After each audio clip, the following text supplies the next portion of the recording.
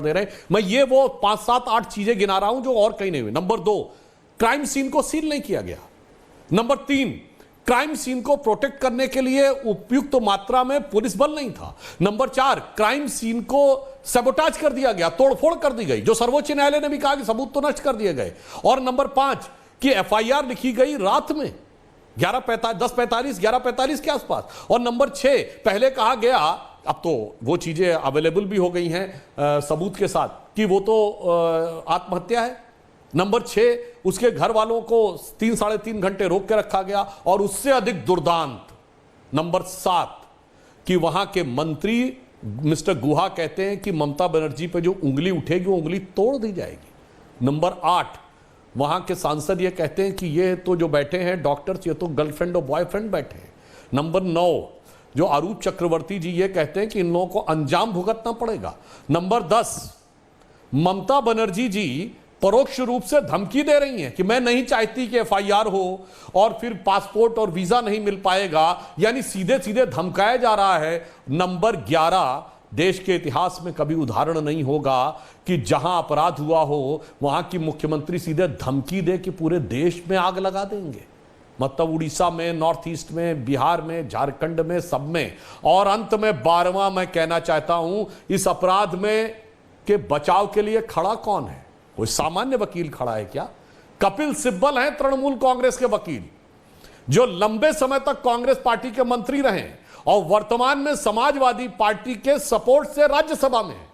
सारे दर्शक सुने, जो लंबे समय तक कांग्रेस का मंत्री रहा है, सपा के समर्थन से राज्यसभा सांसद हैं, आतंकवादियों के केस लड़ने के लिए विख्यात या कुख्यात हैं, वो तृणमूल कांग्रेस के वकील हैं, यानी सारे इस गुनाह में शामिल हैं। हमें इस बात पे गुरेज है। मैं विनम्रता से कहना चाहता हूं, ऐसा कोई उदाहरण दिखाएं पूरे देश के इतिहास में जहां सत्ताधारी दल ने पहले आरोपी को बचाने, फिर सबूतों को मिटाने, फिर जांच को भटकाने और फिर प्रदर्शनकारियों को धमकाने, और वो भी मुख्यमंत्री के स्तर तक धमकाने का काम किया हो। तो बताएं, अगर ऐसा कोई उदाहरण हमारे किसी मुख्यमंत्री या राष्ट्रीय अध्यक्ष स्तर के व्यक्ति का हो तो मैं बताएं, मैं अपनी बात विड्रॉ करने को तैयार हूं। यह विषय नहीं है कि इस राज्य में हुआ, उसमें हुआ, वहां पे सरकार सतर्क होती, ये होता वो होता। मैं प्रतिक्रिया और प्रतिक्रिया की मानसिकता के ऊपर आरोप लगाना चाहता हूं। यह भारत के इतिहास में संविधान खतरे में रहने की बात है।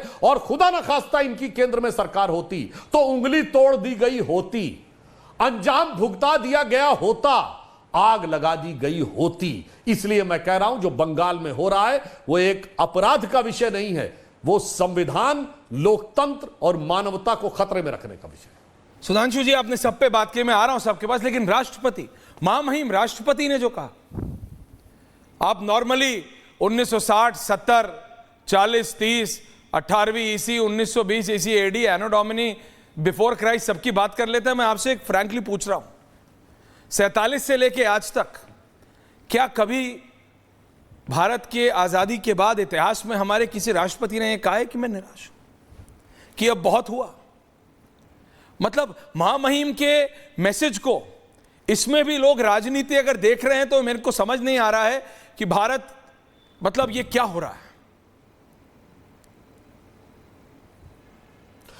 देखिए, यहां पर मैं कहना चाहूंगा, पहली बात, महामहिम राष्ट्रपति जी ने जो बात अभिव्यक्त की है, उन्होंने यह भी कहा कि महिलाओं के विरुद्ध अपराध की एक श्रृंखला है, केवल उन्होंने एक घटना के लिए नहीं कहा। और उन्होंने जो बात कही उसका उत्तर, उसका जो कारण है वो मेरे उत्तर में निहित है। यहां पर विषय यह नहीं है कि अपराध हुआ है, विषय यह है कि किस राजनीतिक मानसिकता के तहत और किस निर्लज्जता के साथ उसका बचाव किया गया है। इसलिए भय लगने की बात है। यदि सत्ता के शिखर पर बैठे हुए लोग इस सीमा तक जाके अपराधियों को कवर फायर देंगे तो फिर मन में एक ही प्रश्न उठेगा, जो मैं बंगाल की जनता की तरफ से कहना चाहूंगा कि आगे घोर अंधेरा है, खुद पहरेदार लुटेरा है। अगर पुलिस और सरकार, जिसका काम है पहरेदारी करना, जनता को अपराधियों से बचाना, और वही उनके साथ खड़ी हो जाए, तो यही लाइन मुझे उचित लगती है बंगाल के लिए कि आगे घोर अंधेरा है, खुद पहरेदार लुटेरा है। सतीश के सिंह जी भाटी जी, इसलिए महामहिम राष्ट्रपति ने जो डर की बात कही स्वाभाविक। कंचना जी, अंग्रेजी में एक कहावत थी, what Bengal thinks today India will think tomorrow. Bengal की Satish K Singh ji is not on air, can I have Satish K Singh ji on air? बादल दादा आ रहा हूं। सतीश के सिंह जी, बंगाल में महिलाएं बटी नहीं हैं। अभी कंचना जी बोलेंगी जातियां ले आएंगी, भाटी जी बोलेंगे कानपुर, अयोध्या, दुनिया भर की बात आ जाएगी। Satish K Singh ji is not on air. भाई Satish K Singh ji not on air. Director Satish K Singh ji on air. मैं कह रहा हूं, सुधांशु जी कह रहे हैं ये प्रदेश की बात नहीं है, हम सब एक साथ महिलाओं को लेकर सशक्तिकरण की बात करते हैं, उनकी सुरक्षा की तो बात कर ले, फिर तो सशक्तिकरण होगा। जैसे भारत एक साथ आया था 14 से पहले, करप्शन को लेकर एक माहौल बन गया था 14 से 19 यूपीए 2 के बाद कि यार हर चीज में करप्शन हो रहा है, धरती पे करप्शन है, आकाश में करप्शन है, 2G हो गया था, कोयला हो गया था, एयरवेव स्कैम हो गया था, ऑगस्टा वेस्टलैंड हो गया था, दुनिया भर का करप्शन के केसेस आ गए थे। ये माहौल नहीं बन सकता क्या हमारा कि महिलाओं की सुरक्षा के लिए जो नेता खड़ा होगा, वो सुधांशु जी की पार्टी हो, भाटी जी की पार्टी हो, कंचना जी की हो या बादल देवनाथ जी की हो, जिसका नेता खड़ा होगा जनता उसके साथ जाएगी, नेता अपने आप समझ जाएंगे, क्योंकि हमाम में तो सब बराबर है। सतीश के सिंह,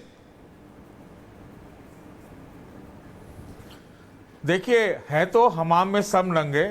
आपने एक करप्शन का तो जिक्र कर दिया। मुझे लगता है कि जिस तरह से इधर के उधर के लोग इधर छड़प जाते हैं, अंदर अंदर तालमेल कर लेते हैं, पॉलिटिकल करप्शन भी एक बड़ा मुद्दा है।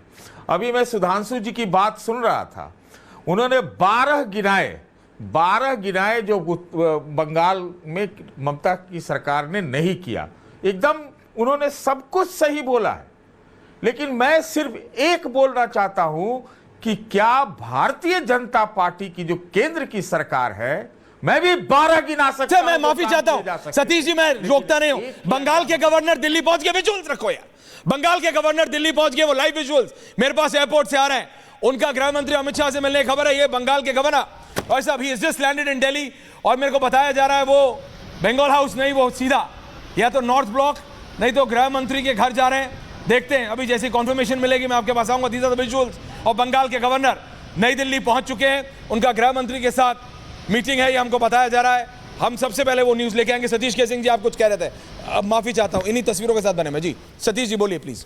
मैं ये कह रहा था कि जो भी बंगाल के मामले में किया गया है वो हाई कोर्ट ने या फिर सुप्रीम कोर्ट ने किया है। टास्क फोर्स भी सुप्रीम कोर्ट ने बनाया, ये किया गया। बहुत दिनों के बाद केंद्र सरकार ने सीआईएसएफ की सुरक्षा वो आरजी कार हॉस्पिटल में दिया। बहुत कुछ किया जा सकता था, लेकिन ममता जी के 29 मेंबर ऑफ पार्लियामेंट है लोकसभा वाले, तो ये आप समझ सकते हैं। देखिए, जो राष्ट्रपति महोदया ने कहा और प्रधानमंत्री